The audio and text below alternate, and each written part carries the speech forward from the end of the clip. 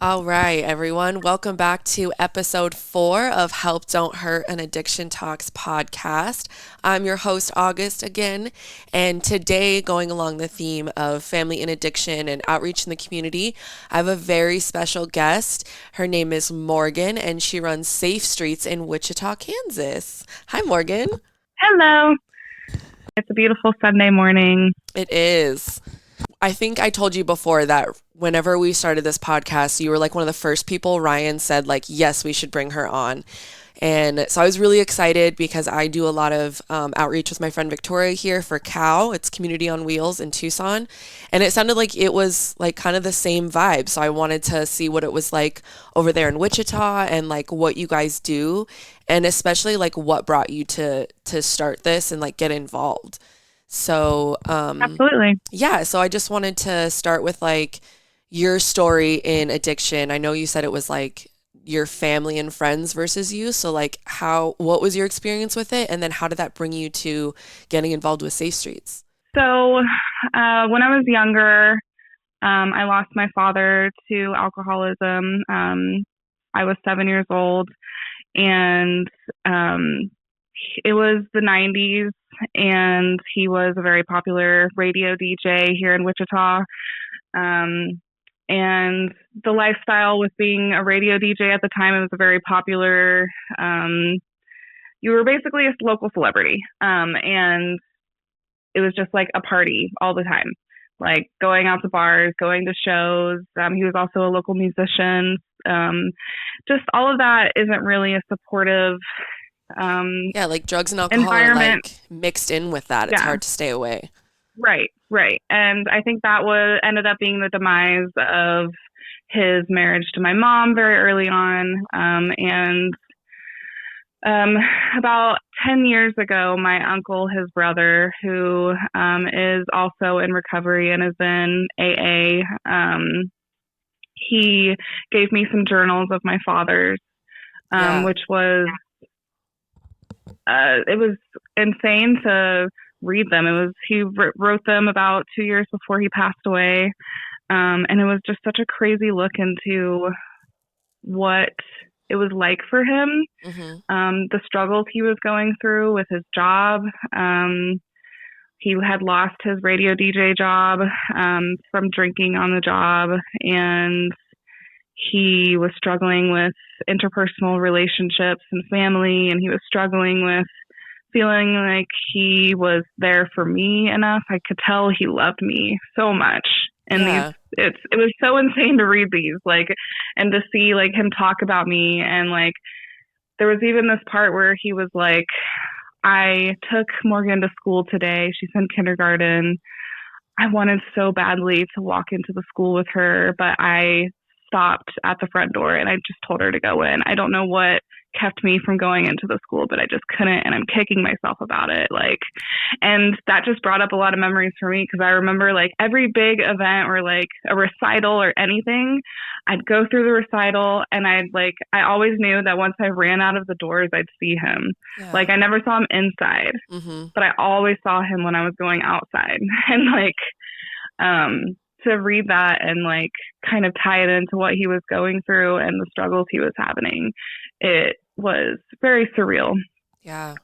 But I think he was just at a point where he had just given up. And my uncle told me that there's some people that suffer from substance use that will eventually seek help and will eventually find their way into recovery. But there are some people that just cannot be helped. And my father was one of them.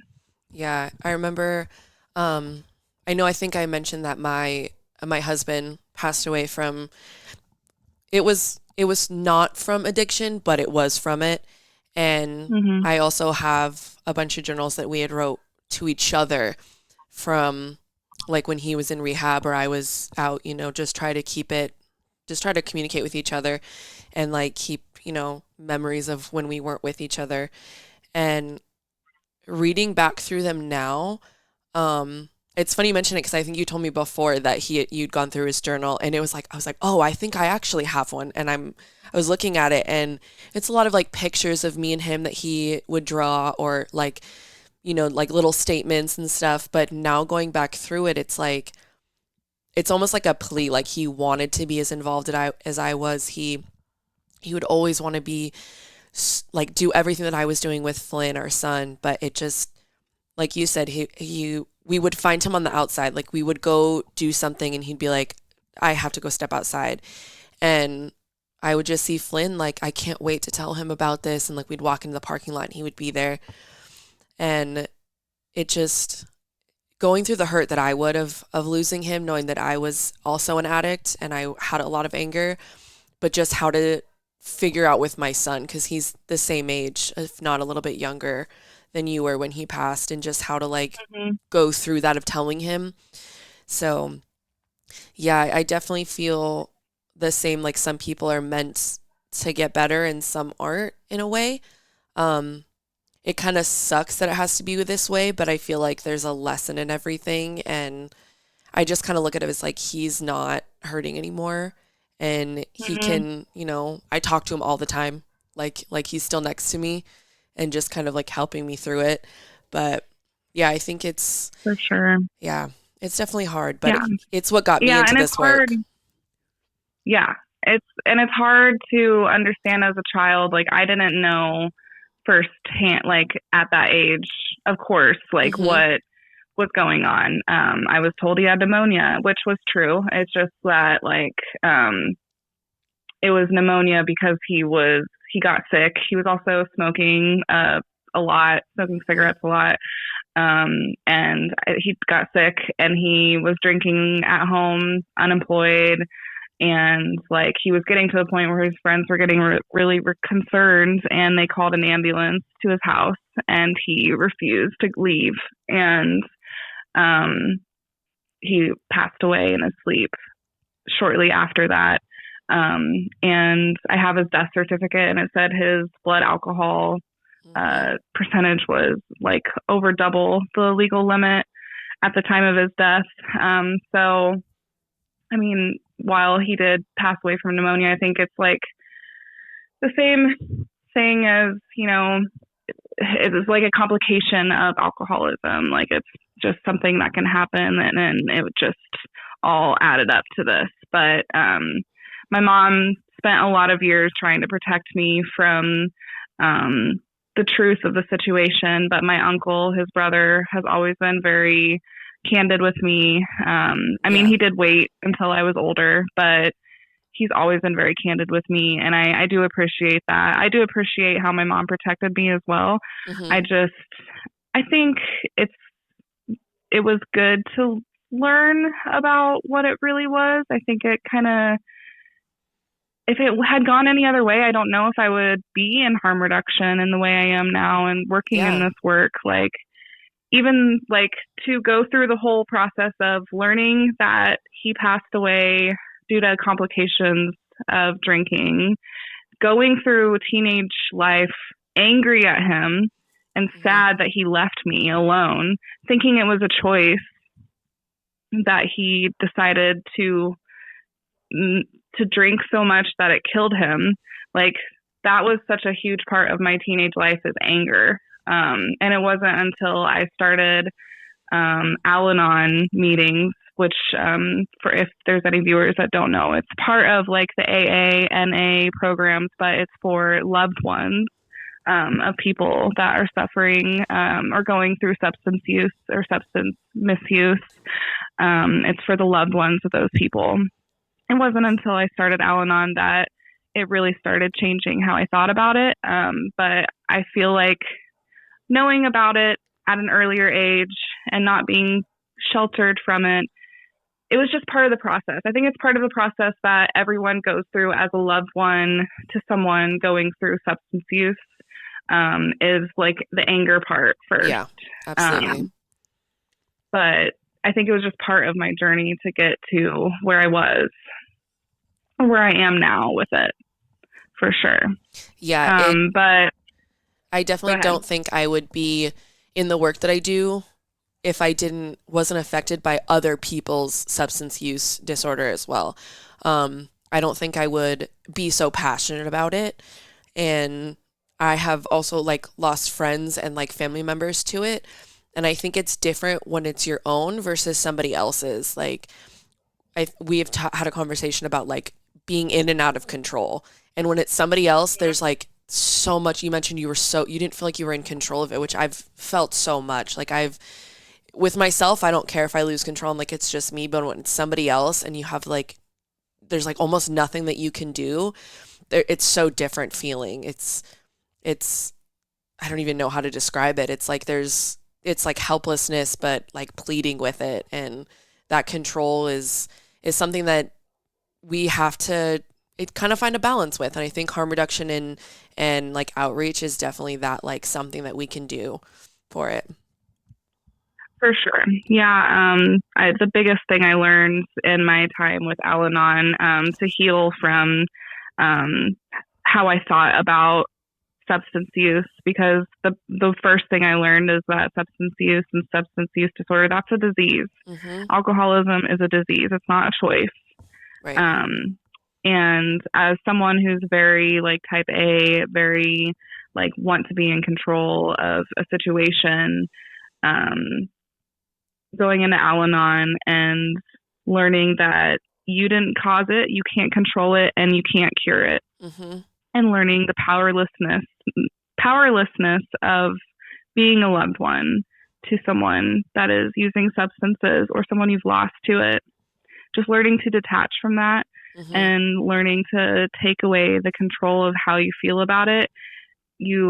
That's where I truly found my freedom, and the learning to forgive my father. I have forgiven him. I understand him, especially now that I'm 3 years younger than how old he was when he passed away, and just all the things that I've gone through in life. And while I have like the genetics to have an addictive personality and follow the same footsteps, just being self-aware of that. And yeah. It's been very freeing, and it really set me up for having the empathy and the understanding and the grace and space to work in harm reduction and help people. Because in the end, what really got me into this was losing my friend to overdose in 2016. And just how that affected me, how that affected my friend group, how it affected how we thought about it, because we had no clue. I personally had no clue that he was using substances in this way. He had, I've talked to his mom a lot about, like, talking about his story, and she gave me permission to talk about it, but she also was, like, scared, because she's like, I don't want people to, like, see him as it's the stigma. Someone who used drugs. Yeah. Yeah. There's such a stigma with it. I was like, I totally understand that, because like you look at his life before he passed, and like he had a very successful job. He had a great relationship with his family, his friends. Like it just was a shock to all of us. And like I grew up in like a small town where people, it's kind of prevalent there. And I know that other people in my friend group, were using. And I just, in that, like, I really wanted to be like, I want to like check in with all you boys, check in with you all, make sure that you're staying safe and like not using drugs. And like, I don't want to lose any more of you, but like, it was just like, that's where my brain went with it all. And I was like, it was a very overwhelming feeling, as well as like dealing with the grief of losing a friend. Realizing later down the line that there was a medication that could help people, naloxone, otherwise known as Narcan. And there was this whole like new way of looking at substance use through harm reduction that really changed the game for me. And like, when I finally found Safe Streets Wichita, it was already a thing. And I was like yes, this is what I've been waiting for. Like, this has been decades of like the feelings I've felt and like the work I've done for myself, and like the feelings I felt of powerlessness, like, but still feeling like surely, like, it's not all about just like accepting the detachment to the situations and accepting the powerlessness of it. Like, surely there's something I can do at least. And that's when I found Safe Streets. Yeah, when I found Safe Streets after, like Ryan was talking about it and I talked to you, um, the things that you offer are incredible. It's not just like harm reduction with Narcan and trying to find clean things for them to use. It's like a safe space where they don't have to talk about wanting to go to detox all the time, because I feel like that's a lot of what people in sobriety want to get you to, which that's the ultimate goal, yes, is get sober, but a lot of people aren't ready. And even when Sean passed away and I was using, yes, I wanted to get better, but like right then was not the time. I knew that there was a lot I needed to do that I couldn't do if I was in rehab.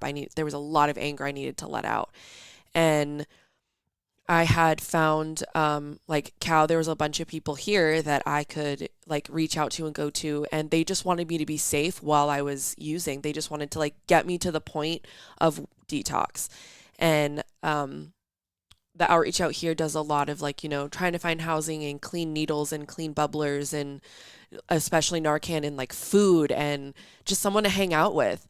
And so, I don't, if you want to get into like everything that Safe Streets does, because it's more than just like Narcan and housing or detox. It's so much more than that. Yeah, absolutely. I know where you're at in Arizona, right? Yep, Arizona. Yeah, you guys have a lot more access to what we would love to see harm reduction doing in Kansas. Yeah. Unfortunately, we're not quite there yet. I mean, fentanyl test strips just a couple years ago was considered paraphernalia in the eyes of the law, which is crazy. but luckily they aren't anymore. And also, we just recently updated our Good Samaritan law in Kansas to where anyone who calls 911 for an overdose is protected, as well as the person that is overdosing to a certain extent. There are still a few things, like if you're on probation, you're not protected, which they added in the last second before they accepted it, which is unfortunate, because a lot of times those are the people that are most likely to need to call. So that really sucks, but we're getting, it's baby steps. It's Kansas, which is like, because sorry to cut in, but I was looking at it yesterday, your guys' safe law. Ours, we've had it for a while. It was kind of just like every EMT or paramedic was like, call us, we don't care about the cops, like please let us help you. And even I have talked to when my husband was on probation, his probation officer, he had relapsed and he overdosed, and his probation officer came to the scene, and they have specific detox and rehabs for people on probation. So in case, like, it depends where you are in your probation, like I think sometimes if people just go back out and keep going back out, like sometimes jail is the safest space for them. But if it's one mess up, they can go to a facility that's specific for people on probation to like get the help they need and like be in a safe space. And so it's just so wild, like how different it is over there, Yeah, it's unfortunate, but we're like, at least we're working towards it. We're working with what we can do. Harm reduction is an evidence-based strategy that is proven to help reduce overdose deaths. Absolutely. It meets people where they are instead of meeting people where we think they should be. Absolutely. I think that's very huge and a big part of the success of combating the opioid crisis, combating fentanyl, and combating overdose deaths. So here in Kansas, specifically in Wichita, Safe Streets is the main organization that's giving out naloxone, otherwise known as Narcan. We have intramuscular and intranasal Narcan. We give it out for free always. We also just released a new mail order service where you can order these through the mail from us be able to get to people who can't get out of their houses easily, maybe disabled people, also to get to the more rural towns in Kansas where they aren't as able to get these supplies, but they're able to get substances, but they're not able to as easily get Narcan and safe drug test strips in the same way. So we just really started doing that, which we're very excited about. Yeah, that's incredible. And we also, harm reduction also includes safe sex, and harm reduction also includes hygiene. So we give out free Plan B emergency contraceptive pills. We give out free condoms, free birth control pills. We also partner with other mutual aid groups that are helping distribute to the unhoused community, giving them naloxone, giving them water, hygiene supplies. All of this is harm reduction. It's not all just about substance use. It's about just helping the community through all the different, harm reduction and what can cause harm in our lives is such a broad, thing. Yeah, a lot of addicts don't just pass away from overdoses. It can be infections. It can be STDs. Absolutely. It can be, not having clean water or food. And, it's more than just trying to reverse an overdose. Clean water is, humans need water, but it's also in my addiction, I have shot up with more things than just water, and it definitely harmed me. So having just clean water bottles to have around, and food that you can eat that's not infected with anything, or just, first aid that can help you clean an infection site or anything. Absolutely. Yeah, those are the base things that can definitely help someone besides just, an overdose. And so I think it's an amazing point. I love that. Yeah. Yeah, I definitely think that having everything that they need to just stay stable in the place that they're at, instead of trying, like you said, trying to get them to where we think they should be. These are the steps to get them to where they should be. Our goals with harm reduction that we aren't quite at yet. I know you mentioned in Arizona you have safe syringe yeah, we do. exchange services. Being able to have a safe injection site. These are all things that are part of harm reduction as well. We're not, unfortunately, Kansas isn't there yet, but we're seeing in other states that it's working amazingly to help with infections, to help with overdose deaths. This also, something that I feel is really important that people don't realize, is this also frees up emergency responders. So there's less overdose calls, so our emergency responders are more free to do other calls. So that is especially vital in smaller towns. That's going to be a part of our goal someday.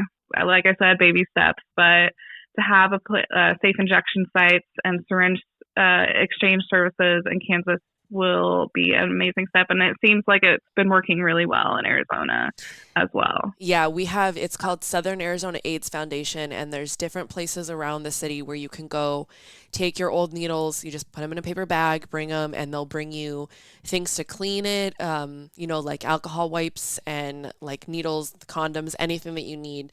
And it's a don't ask, don't tell. You kind of just switch it. They'll bring food.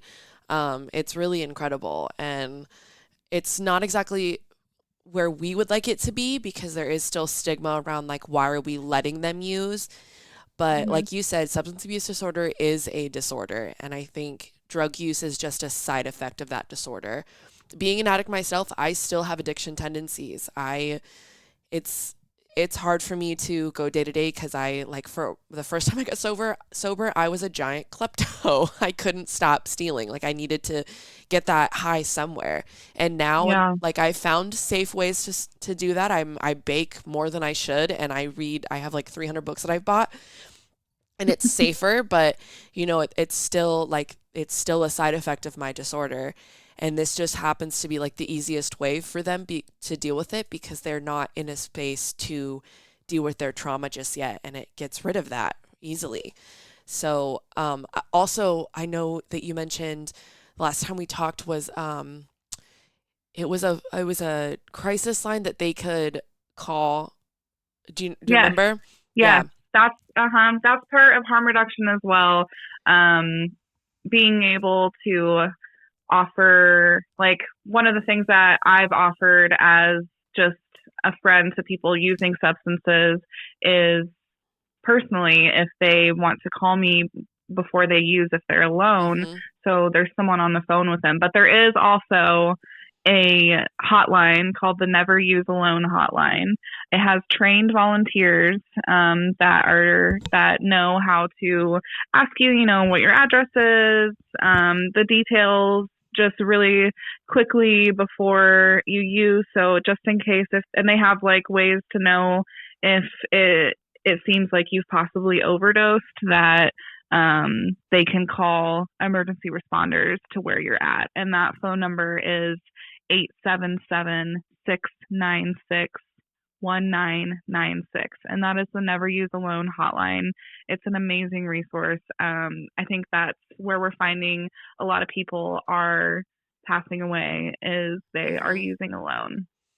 And that's part of harm reduction, is like being someone that a person that's using substances can count on to have around while you use.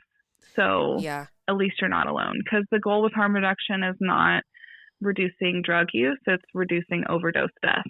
Absolutely. That it's the more I know that I'm looking at their site right now and the biggest headline is like no judgment, no shaming, no preaching, just love.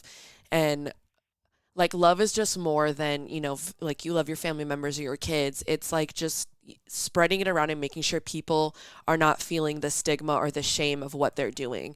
And I mean, I've been on both sides where I've had that stigma where even as stable as I am now and like going to school and being in the behavioral health business and like helping a lot of people, I still get that stigma of like, oh, but you're a drug addict. You're never gonna like get to where you should be. Or they look at me and they're like, you were an addict, but you don't look like them, quote unquote. Mm-hmm. And it's like anybody can be an addict. It's not just like the person that you see on the side of the road slumped over. It could be, the person that works 40 hours a week and has a great home and a family. It could be like the sorority girl that's, honor society, and like it could be just anybody because trauma doesn't pick and choose. It can come to anybody, and just making sure that there's no shame or judgment in who you are or what you're doing, as long as, you're not doing it alone and you're making sure someone is just there to hear you, not saying, I hear you what you're going through and you need detox, but I hear what you're going through and I'll give you that space. I just don't want you to die, which is some of the biggest Right. things because Yeah. I don't think no matter what you're going through or where you are at in life, no one deserves to like die alone and die in that way. They deserve at least someone to Absolutely. try and help. And Yeah. yeah, this hotline is incredible, honestly. And Yeah. yeah. Yeah. And going back to, talking about, it can affect anyone, overdose can affect anyone, substance use can affect anyone. It can, everyone, I like to say that anyone is one surgery away from Mhm. abusing substances. Just like everyone can be like a car problem away from being homeless. Like, Absolutely. I think that a lot of people who are still on the fence about like helping, like looking at substance use in a different light, don't realize just how close the majority of Americans are one paycheck away, one surgery away, one like inconvenience in life away from substance use or Yeah. homelessness, or like anything that could really change your life. Like, I know you work in behavioral health with youth. Like, Mhm. I hope a lot of people don't realize that the most average age for someone to start using or abusing opioids is at 15 because of Mhm. wisdom teeth removal or an Yeah. athletic injury. I personally got had a dependency to my Percocets after I had an emergency appendectomy at 17. It Yeah. was really hard for me to get off of them. Mm-hmm. Luckily, I have an allergy. I developed an allergy to opioids. That was the only thing that saved me from like actually becoming a substance user in that way, because I really liked those pills after my surgery. And when they were gone, I was raiding my mom's Yeah. like medicine cabinet for her old painkillers, like, and like I don't think people realize like how easy and how addictive these opioids are, and like how easy it could be for literally anyone to like create a dependency on these pills. Yeah, wisdom So teeth is what got me into it. And I mean, before that, really, I was already like drinking and experiencing with things. I remember like I was talking to my mom on the last podcast that we do where in like 5th grade, we did the DARE program and they were like, don't do this, mm-hmm, blah, blah, blah. And we had to sign the thing. And I was like, my first thought was, well, I'm going to do it. Like, this sounds fun. Like, why should I not, you know? And then I was telling my friend that, like, I kind of looked over at her and I was like, well, I'm not going to sign this. And she was like, what? Why? Like, are you going to do it? Are you all ready? And I was like, oh, normal people don't have this thought because I was already like going through so much trauma that whenever they mentioned the side effects of it, I was like, oh, that sounds great. Like, I want to nod off and sleep and like not think. And there's a lot of, it could be anything as big as the things that I went through to just like stress that kids just want to not feel like that. And yeah, once my wisdom teeth happened, I don't remember if I was like senior year or so, we got him out. And by like 2 years later, I was on heroin. And and nobody thinks that that's going to happen because they're like, oh, well, the doctor will just take them away.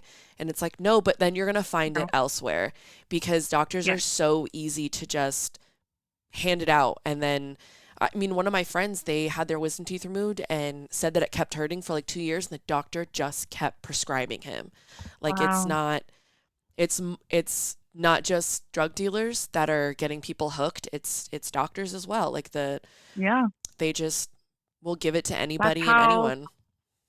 I mean, it's definitely more regulated now, but that regulation is also what causes more harm than good. I mean, that's how Yep. the opioid crisis happened in the first place. Mhm.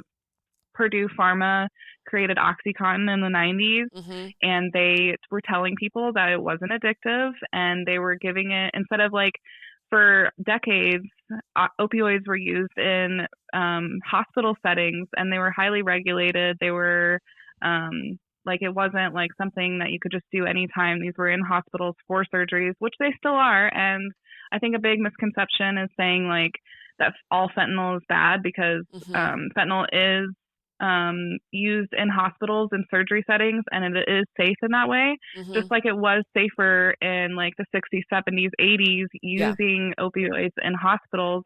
But now in the 90s, when you have OxyContin being prescribed for back pain and Mhm. any pain, and letting doctors just willy-nilly prescribe it to anyone, all in the name of making money. Mhm. And then once we realized that people were getting addicted, and like we're seeing like the effects of this, suddenly they're regulating the hell out of these pills, and these people who are already addicted to these opioids cannot get their prescriptions anymore.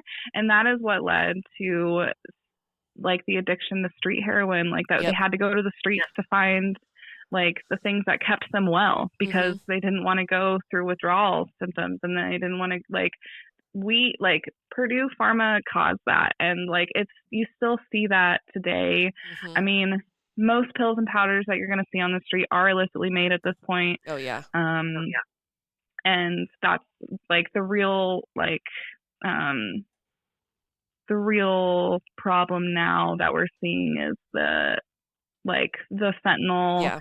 and the xylazine and these really powerful fillers they're using in these illicitly made pills and powders. Well, even But like fentanyl now is they're making it seem so scary, which it is, of course, but yeah, it's causing such a stigma and scare in the medical field because I've had 2 kids, and I don't know if a lot of people know that fentanyl is a miraculous, wonderful drug when it's used the correct way in the medical field.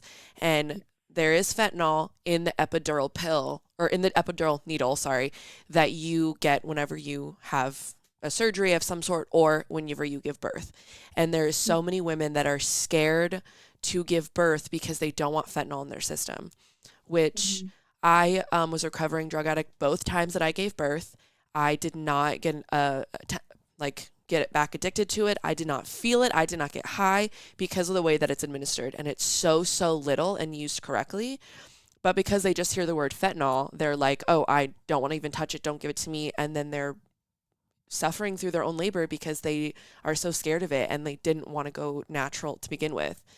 And along the side of it should be, regulated and not given out the way it is, but also there needs to be more research on both ends of how it's used and how the good and bad that it can do, because like fentanyl on the streets is horrible, but in the medical field it's life-changing for some people, because the amount of pain that they go through for surgeries or birth or can be so detrimental to your health. Yeah, absolutely. It can be so detrimental to your health and getting better because you're so focused on how you feel. Yeah. It's a big part of just myth busting fentanyl, which I recently launched a training program through Safe Streets at the beginning of the year. We've offered training kind of through another organization that does training on naloxone and overdose prevention, but we really wanted to do it our own way. So now every last Saturday of the month from 1 to 3 p.m. at our office at 1200 East Waterman, we do offer a naloxone training program, and we go through fentanyl myth busting because there's so many things out there about fentanyl that's scaring people.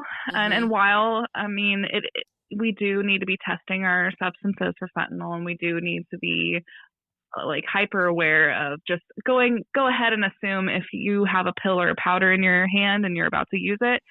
At this point, we need to assume that it has fentanyl in it. Absolutely. Just like when my daughter goes on a bike ride, and when it comes to people driving around her, I'm like, go ahead and assume that none of them are paying attention, that you're even there, and they'll hit you if you're not paying attention. It's kind of the same way with this. Go ahead and assume any pill or powder that you are about to take is going to have fentanyl in it, because the likelihood is very likely at this point. So we need to be testing our substances for these things. And with the training, we go through the fentanyl myth busting. We also go through signs and symptoms of an overdose, how to administer naloxone. We go through the opioid crisis history so people understand where the roots of this problem has happened. We do some anti-stigma training because in the end, substance use disorder is the only disease that is criminalized, and stigma can harm someone even more than the actual disease. So it's really good to work with people on any stigma they have left over. Luckily, while Kansas is behind in the times with harm reduction, we've had a lot of positive feedback from the community on how they feel about combating substance use, about combating it with harm reduction. But still, we like to talk to people about, using person-first language. At least in our work as community health workers, we try to use words like substance use disorder, substance misuse, person in recovery, just instead of saying addict and junkie. But that's just because we're on the outside. We totally understand how programs like AA and things like people who with lived experience, they choose their words and it's part of their recovery and part of their journey. Right. But us on the health aspect, we teach person first language. But if just with any other choosing your words and how you talk to people. If they tell you they would rather you use this other word, then we'll change it. Yeah. That's part of person first, you know, like, so Yeah. if I'm talking to someone and I'm like, oh yes, this person with substance use disorder, or if I'm talking about you to someone and they're like, oh, just tell them I'm an addict. I'm like, if that's how you want me to, you know, talk, I will. Absolutely. If that's what you choose, like, I will choose that word for you. Like, but Mm-hmm. I'm gonna lead with person first, like, as a community health worker language. Yeah. And we choose that because we want people to see this as a health issue, not a person issue, you know? Yeah, absolutely. And like I think this, that helps break stigma. yeah, and like stigma, well, here in Arizona, I mean, we're so close to the border that it's been such a problem, and I think that's why there's so much outreach and I mean more than other places, even though we're still not where I think we should be. Um, there's still stigma. I mean, we talked about mat treatment where I wanted to go cold turkey and I did it the first time, but this last time I was so sick that and then I found out I was pregnant. I could not do it without Suboxone. And I mean, I was in detox and I was trying to do a cold turkey where they just like give you some Valium to sleep. And I woke up one morning and I just felt so bad. And I walked to the nurse's station and I passed out and had a seizure. And they were like, you cannot get better and eat and like walk and be okay unless you take it. And I would not be where I am and as healthy as I am if I did not take it. My daughter would not be here and as healthy as she is without it. And I mean, she was born, it's not like methadone where like people can use it to get high and like it is misused. Suboxone has been, I was able to do very normal things and not feel any like opiate side effects. And my daughter was born completely healthy, no withdrawals. And then it is a pill, so I did have to take it every day, which after a while, like you can feel sick if you don't. But I started taking the Subutex shot, which they give you like once a month. But after like 2 months, since it lasts in your system so long, I just stopped going, and will gradually leave my system within like a year, so I don't feel like very withdrawal-y, and it's been life changing. But there's still so much stigma around like mat treatment is cheating because it's technically an opiate, like you're not doing it the right way. But I don't think that someone, just because they dealt with their trauma in a way that's not how everyone would deal with it, they deserve to suffer more with withdrawal or, feeling sick, because I would not with withdrawal, my worst enemy. It's psychosis. It's the worst flu plus the worst period you've ever had. Yeah. I mean, I spent 12 hours in a bathtub sobbing because of it once. Like, I don't think anybody should go through more trauma just by dealing with their trauma. Absolutely. I agree. It feels like one of my friends who's in sober living that I work with also told me about, how the people that he lives with find that medicated assisted treatment is cheating. In that, like, in the programs, like, that's like he called it like an old head like thing, like it's like an old fashioned way of thinking it, but there's a lot of people who still see it that way, and I just feel like that is so ass backwards, like, because like you said, like, why would you think that we deserve to suffer through this? Why can't it be easier? Like, it's like when someone asks for help, but then they just, like, when they get asked for help, it's also withdrawal can kill people. Alcohol withdrawal is one of the worst. Benzo addiction. Like, that's what Sean passed away from, is like, it's so later affected that he was a month or two, almost 3 months clean. And then he had a seizure, passed out, and then had his brain hemorrhage. Like, I don't think that just because someone is trying to get better that they deserve more, like, trauma. They deserve to just, like, get the help that they need right then and there, because whenever you go to rehab, it's not dealing with your substance use disorder. It's dealing with what caused it, like the trauma or the part of your brain that made you start using substances. And they can't do that if they're already, feeling sick or died from it. They deserve to figure out how to help themselves. And 100%. Yeah. Yeah, absolutely. So, I really appreciate you again coming on. This was been one of the wildest episodes to try and record, but for everyone that doesn't know, we had to do this a second time. But I mean, I feel like this turned out super great anyway, because there was stuff that I wanted to say last time, and like we still got to enter things that we still wanted to say. So I really, really Yeah. appreciate you coming on. And I think Safe Streets is one of the most incredible things. And I hope that it can go more into other states and we can get more of the help and harm reduction that we need. We have a free self-service table that's available 24/7 outside our office on the west side of the building. You're going to find free naloxone, Plan B medication, condoms, test strips, at any time. You don't have to talk to anyone if you don't want to. We also have a community text line that is connected to our whole team. It goes to all of our phones if you need support at 400-2528 with a 316 area code. You can call or text that line if you need help or resources. We have resources for anything you could possibly think of, from sober living to detox to sexual health, free STI testing, health clinics, mental health, AANA, Al-Anon programs, you anything. Just please reach out. We're here to help. Awesome. Thank you so much, Morgan. We'll go back into the next couple episodes. We're going to talk about the different outreach in Tucson and more into family addiction and different stories that we have. So I hope we'll catch you in the next one. Bye for now.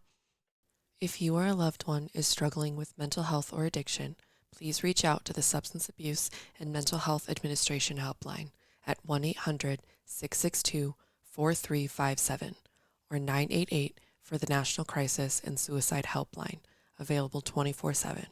Remember, you are not alone.